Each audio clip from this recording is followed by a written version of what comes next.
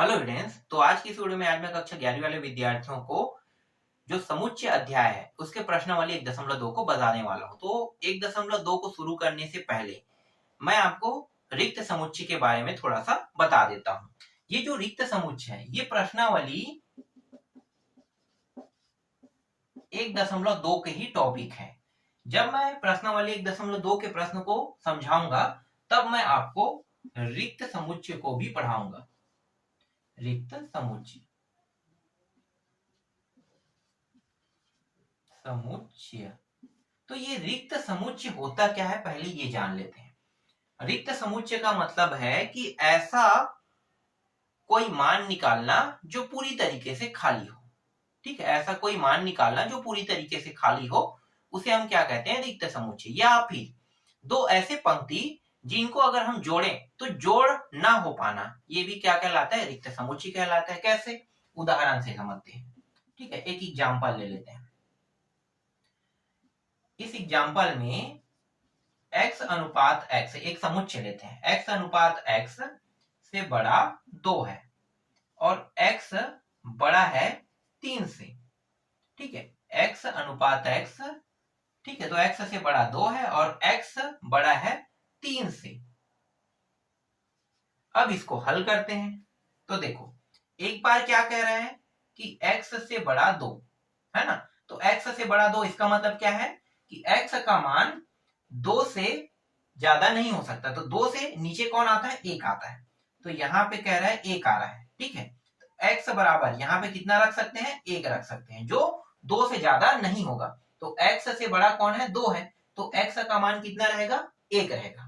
अगले वाले नियम को देखो, इसे x बड़ा है किससे, 3 से। भाई यहाँ पे x बड़ा है 3 से, मतलब 3 से ज्यादा होगा। x 3 से बड़ा है मतलब क्या है, 3 से ज्यादा होगा। तो 3 से ज्यादा नंबर क्या है, 4।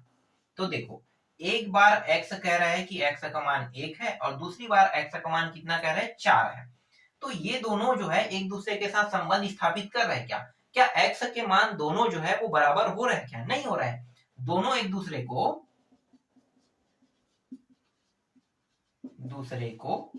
संतुष्ट नहीं करता है, संतुष्ट नहीं करता है। इसलिए ये क्या होंगे, यही रिक्त समुच्चय होगा। इसलिए यही एक रिक्त समुच्चय है, समुच्चय है।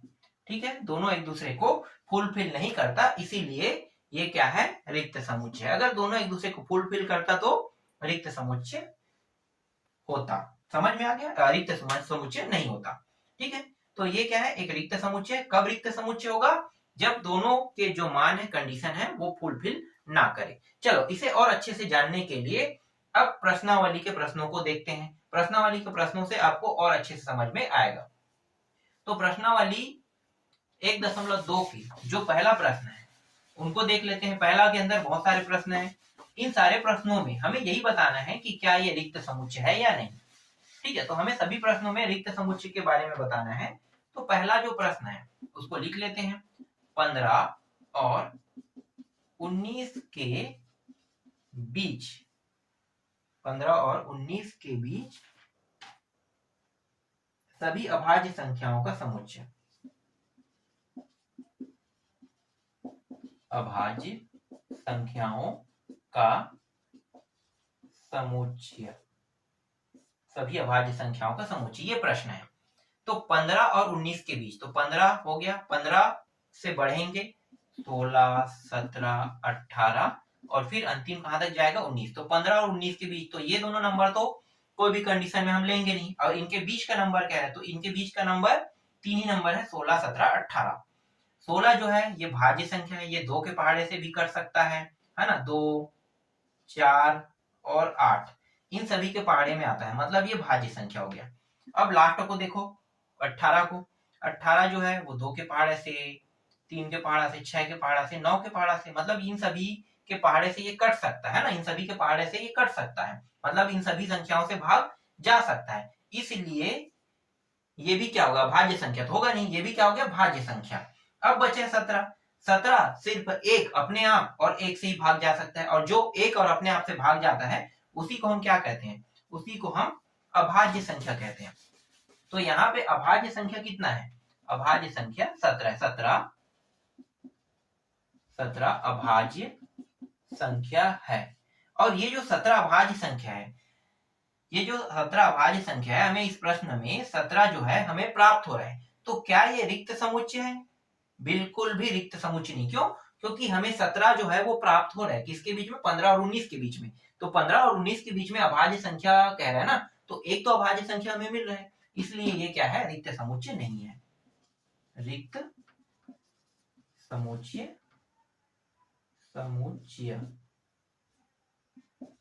नहीं है।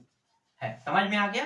रिक्त समुच्चय क्यों नहीं है? क्योंकि हमें खाली जगह पे एक मान प्राप्त हो रहा है। भाई खाली होता पूरा तो हम कह सकते थे कि ये रिक्त समुच्चय है, लेकिन यहाँ पे ये खाली नहीं है, हमें एक मान प्राप्त हो रहा है, इसलिए ये रिक्त समुच्चय नहीं है। पहला समझ में आया?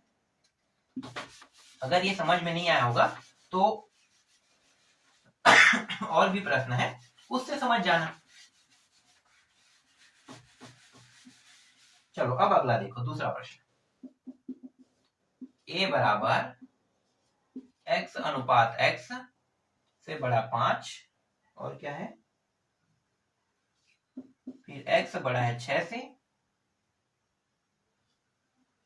और x बिलोंग करता है n के साथ। ठीक है, ये n का मतलब क्या होता है, नेचुरल नंबर, मतलब प्राकृतिक संख्या। देखो प्राकृतिक संख्या कहां से शुरू होता है, एक से, 1 2 3 4 5, इस तरीके से ये अनंत तक के जाएगा ना, तो ये प्राकृतिक संख्या है। तो x का मान जो है वो कितना रख सकते हैं, 1 से लेके अनंत तक के, कभी वो 0 नहीं हो सकता, और माइनस में भी ये मान कभी भी नहीं हो सकता। इसी को हम क्या कहते हैं, प्राकृतिक संख्या कहते हैं। तो अब हल करते हैं। देखो यहाँ पे क्या है, x से बड़ा 5 और x बड़ा है 6 से, तो इसका मतलब क्या है, x जो है वो 5 से छोटा है, मतलब x से बड़ा क्या है, 5। तो 5 अगर बड़ा है तो इससे छोटा संख्या क्या होगा, 4 4 आ रहे हैं यहाँ पे।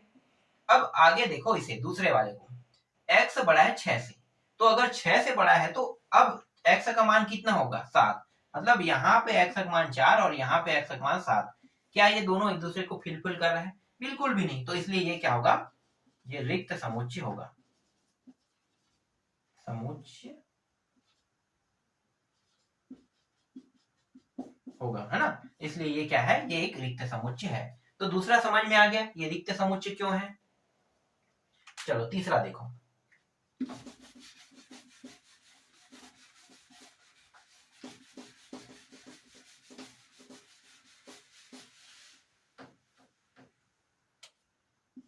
a बराबर तीसरा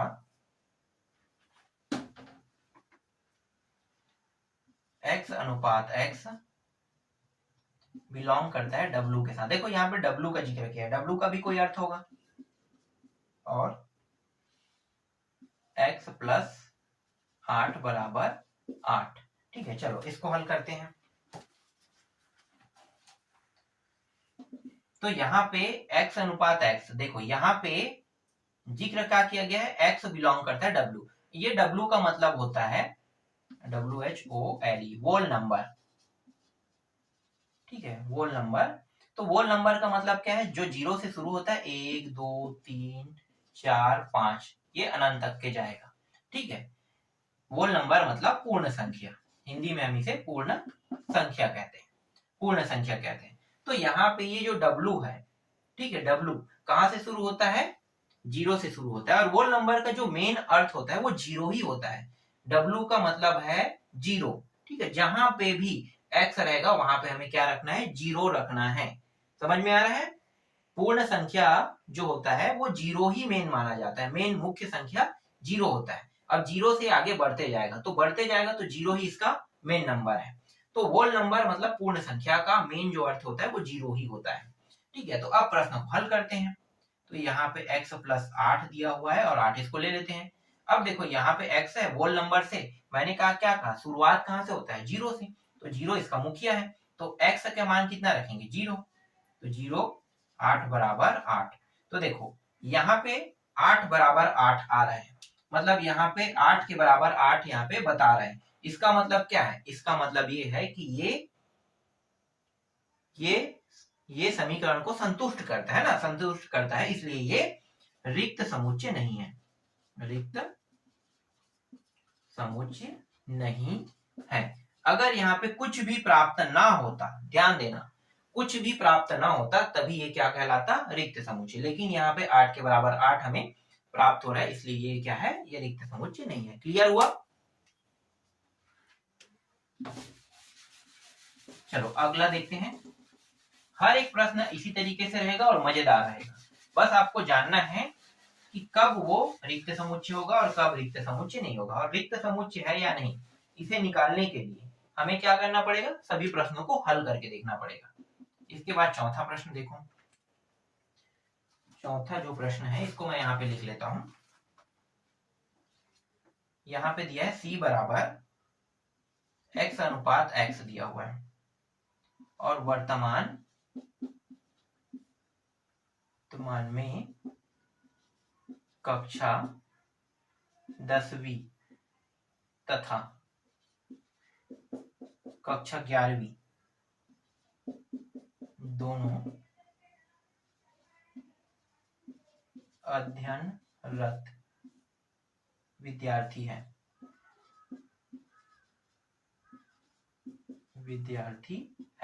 ठीक है, ये प्रश्न है। तो देखो ये जो चौथा प्रश्न है c बराबर, हमारे पास ये समुच्चय है जिसमें ये कह रहा है कि x मतलब कोई विद्यार्थी है जो वर्तमान में कक्षा 10वीं और कक्षा 11वीं दोनों में अध्ययनरत है।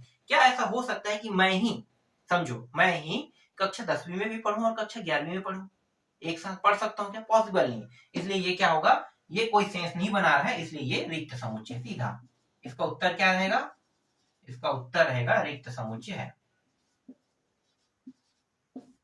रिक्त समुच्चय है। क्यों रिक्त समुच्चय है? पता चल गया ना कि एक ही बच्चा दो जगह बिल्कुल भी नहीं पढ़ सकता, एक ही बच्चा दो जगह सेम क्लास में बिल्कुल भी नहीं पढ़ सकता, इसलिए ये क्या होगा? ये रिक्त समुच्चय होगा, क्योंकि ये समीकरण को संतुष्ट बिल्कुल भी नहीं कर रहा है। तो अब इस स्थिति में रिक्त समुच्चय इसे माना जाएगा। ठीक है, चलो पांचवा देखो। मैंने अभी कौन सा प्रश्न बताया? पांचवा बताया था कि ये छठवा था। सॉरी ये छठवा था, मुझे चौथा बताना था ना, मैं बहुत आगे निकल गया था। चलो चौथा देख लेते हैं। अभी मैंने छठवा को बता दिया, अब चौथा देखो। चौथा है a बराबर x अनुपात x बिलोंग करता है n के साथ 2x प्लस 5 बराबर 6। चलो इसको हल करके देखते हैं। ये है चौथा प्रश्न, ठीक है। ये छठवा हो गया था, कोई बात नहीं, प्रश्न जो है आगे पीछे हो सकता है, तो यहाँ पे मैं छठवा को बता दिया था। चलो इस बार चौथा को देखते हैं।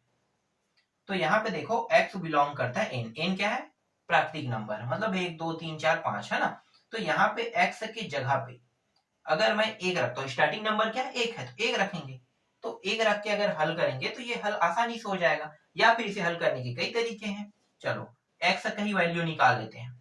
तो जो x का वैल्यू है इसे निकाल के देखते हैं। तो 2x प्लस 5 बराबर 6, इसको हल करते हैं। तो 5 को उस पार ले जाते हैं, तो यहाँ पे सिर्फ 2x बचेगा और ये 6 और ये 5 उस साइड जाके क्या हो जाएगा? माइनस, ये तो पता है ना, माइनस।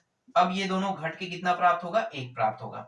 फिर यहाँ पे देखो 2 के साथ x गुणा के फॉर्म में, इसका मतलब x बराबर ये जो 2 है गुणा में है, इसलिए ये 1 को भाग करेगा, 1/2। अब बताओ प्राकृतिक नंबर में क्या कहीं पे आपने 1/2 पढ़ा है? बिल्कुल भी नहीं पढ़ा है ना, बिल्कुल भी नहीं पढ़ा है। 1/2 कोई भी कंडीशन में प्राकृतिक नंबर में नहीं आता है, मतलब नेचुरल नंबर में नहीं आता है, ठीक है। तो x का जो मान है, या फिर ये कहें कि जो x है बिलोंग करता है n के साथ, ये बिल्कुल भी बिलोंग नहीं करता है ना, बिल्कुल भी बिलोंग नहीं करता। इसलिए ये प्रश्न में क्या होगा? एक रिक्त समुच्चय होगा, रिक्त समुच्चय होगा। ठीक है, समझ में आ गया? रिक्त समुच्चय हो गया क्योंकि हमारे पास कोई भी नंबर में मान नहीं आ रहा है, हमारे पास कोई भी नंबर में मान नहीं आ रहा है, इसलिए ये रिक्त समुच्चय होगा। चलो ये भी बन गया। अब देखते हैं पांचवा प्रश्न।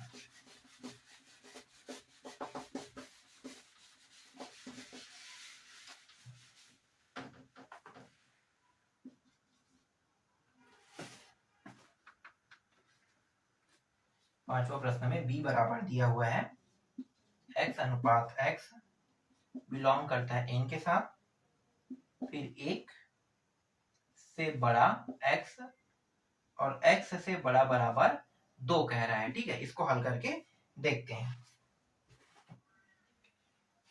देखो यहाँ भी नेचुरल नंबर के बारे में जिक्र किया है ना, तो एक से बड़ा कौन है, x है कह रहा है, तो एक से बड़ा मतलब संख्या क्या होगा, 2 होगा।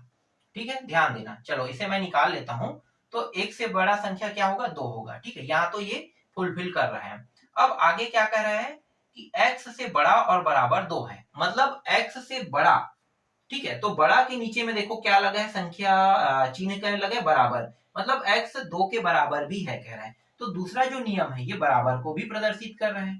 ठीक है, तो 2 और 2 हमें प्राप्त हो रहा है दोनों कंडीशन में। तो ये क्या कर रहा है, ये हमारे नियमों को संतुष्ट कर रहा है।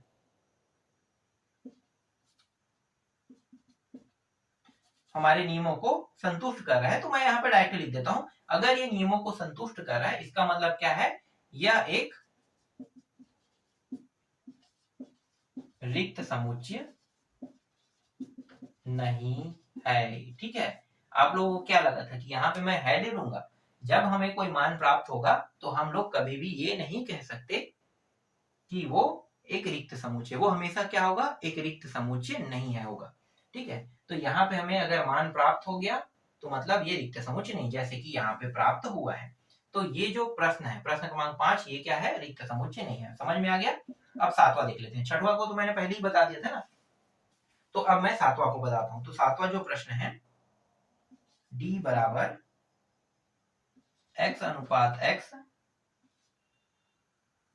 बिलोंग करता है n के साथ, फिर x का 2 घात प्लस 4 बराबर 0। चलो इसको हल करते हैं। तो यहाँ भी नेचुरल नंबर के बारे में जिक्र किया है। नेचुरल नंबर के बारे में पता है, 1 2 3 4 5 6 जो हमेशा प्लस में रहता है। ये हमारा प्रश्न, इसको लेकर हल करते हैं। x का 2 घात प्लस 4 बराबर 0। ये जो x का 2 घात यहीं पे रहने देते हैं, उसको उस पर ले जाएंगे तो ये किस में आ जाएगा, -4 में आ जाएगा। अब ध्यान दो, यहाँ पे जो x का मान रखूंगा, ठीक है, वो तो मैं नंबर में रखूंगा 1 2 3 4। ठीक है, तो 2 के बराबर 2 तो आना चाहिए, लेकिन यहाँ पे देखो, यहाँ पे ये जो है घात जो है वो कोई भी कंडीशन में वर्ग में नहीं है।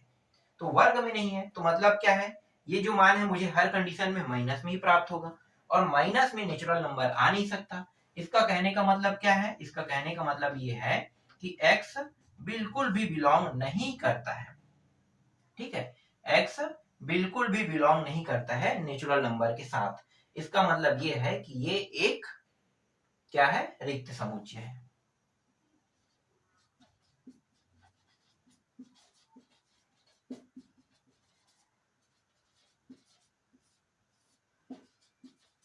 क्लियर हुआ, रिक्त समुच्चय क्यों है, पता चल गया ना।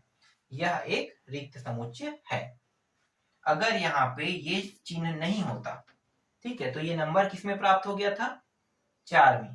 ठीक है, 4 में, तो इसको और कैसे लिख सकते थे, 2 का घात 2। ठीक है, 2 का घात 2, तो देखो x का घात 2 और 2 का घात 2, तो ऐसा लिख सकते थे, तब ये रिक्त समुच्चय नहीं होता। लेकिन यहाँ पे आ गया माइनस, तब हम इसे ऐसा बिल्कुल भी नहीं लिख सकते। अगर लिख भी लेते हैं तो भी हमारे पास इसका कोई अर्थ नहीं बन रहा है, क्योंकि यहाँ पे हमें 1 को अलग लिखना पड़ेगा, -1 को, और 2 को ऐसे लिखेंगे, तब ये होगा। इसका अर्थ जो है, जो -4 है, इसका अर्थ ये बन रहा है, और ये बन रहा है मतलब हमें हर कंडीशन में माइनस में मान प्राप्त होगा। तो माइनस में प्राप्त होगा, इसलिए यह एक क्या है, रिक्त समुच्चय है।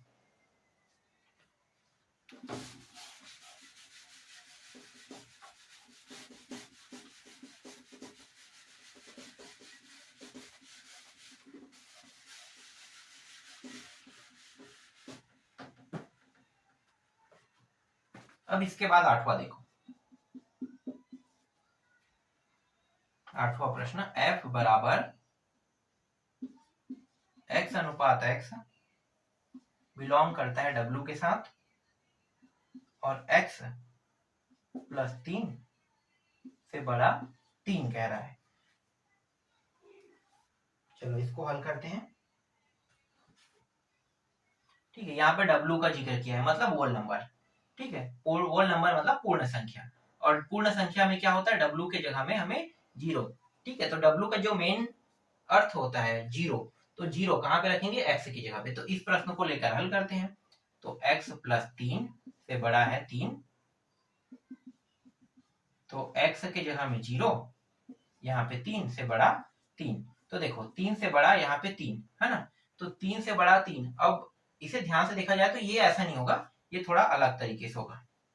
चलो यहाँ पे मैंने कुछ गलती कर दिया है ना, ये हो गया x, या फिर बाद में हम रख सकते हैं जीरो। ठीक है, तो ये x को ही ले लो, पहले थोड़ा सा हल करते चलते हैं।